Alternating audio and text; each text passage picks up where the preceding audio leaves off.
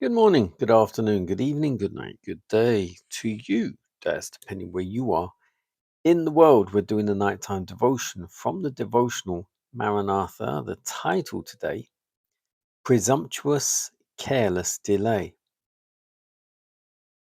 Revelation 16:15. Behold, I come as a thief. Blessed is he that watcheth and keepeth his garments, lest he walk naked and they see his shame. The evil servant says in his heart, My Lord delayeth his coming. He does not say that Christ will not come. He does not scoff at the idea of his second coming. But in his heart and by his actions and his words, he declares that the Lord's coming is delayed. He banishes from the mind of others the conviction that the Lord is coming quickly. His influence leads men to presumptuous, careless delay. He mingles with the world. It is a fearful assimilation. With the world, he is taken in the snare. Revelation 3:3. If therefore thou shalt not watch, I will come on thee as a thief, and thou shalt not know what hour I will come upon thee. The advent of Christ will surprise the false teachers. They're saying peace and safety, like the priests and teachers before the fall of Jerusalem. They look for the church to enjoy earthly prosperity and glory. The signs of the times they interpret as foreshadowing this. But what saith the word of inspiration? Sudden destruction cometh upon them. 1 Thessalonians 5:3. Upon all who dwell on the face of the whole earth, upon all who make this world their home, the day of God will come as a snare. The world, full of rioting, full of godless pleasure, is asleep, asleep in carnal security. Men are putting afar off the coming of the Lord. They laugh at warnings. The proud boast is made. All things continue as they were from the beginning. Tomorrow shall be as this day, and much more abundant.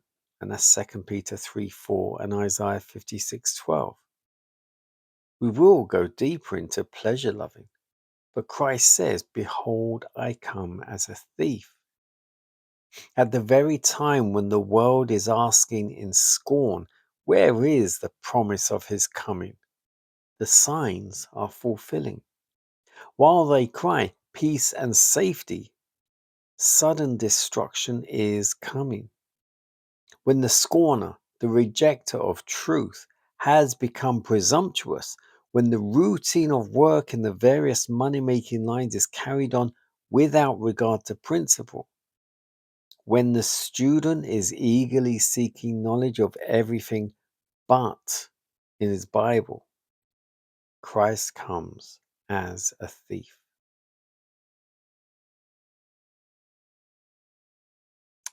That title again, Presumptuous, Careless, Delay. Behold, I come as a thief. As a thief, it means that Christ will come when no one expects it.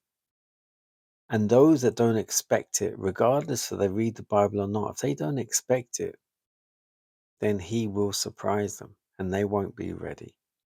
Will most of us be ready? Probably not. I mean, there's no real excuse, so we should be really. There's no excuse. Keeping the commandments is pretty much cleaning up your whole life. Not lying, not doing any such thing, it says. Yes, we can have the testimony of Jesus. We can read, we can study, we can do all this. But if we do not keep the commandments, We are not doing as he said we should do. Will we be ready? Well, as I've said before, you have to study the Bible. You have to read, study, know the signs. Matthew 24 is a good place to start. Study Daniel, study Revelation. You got Ezekiel, you got Isaiah, you got all the prophecies and all those prophets' books. Jeremiah, everything's there. And I downloaded a good book just today. It's called The Rose Book of Bible Charts, Maps, and Timelines. And it gives the history of the church. It gives timelines of everything that happened in the Bible. All of those different pharaohs, all those different prophets, anyone mentioned in the Bible, there's timelines as to when and where they were in time, in real historical, factual time. Really, really good. And someone very dear to me said to me recently, I don't feel like this is my home. I've never felt like anywhere here is my home, really, because it's not. With him is our home, where we can feel completely comfortable, completely relaxed and free. Absolutely relaxed and free. Not here. Not here, because laws are continually changing. You're forever on your guard as to what you say, what you do, who sees you, etc., etc. We're not free to do anything at all. And especially to have a Christian faith, to follow the laws of God, keep that testimony of Jesus. I was speaking to someone over the weekend also about God, about the Sabbath. And it was really lovely to hear that someone else had spoken to him about Jesus and about the Christian religion.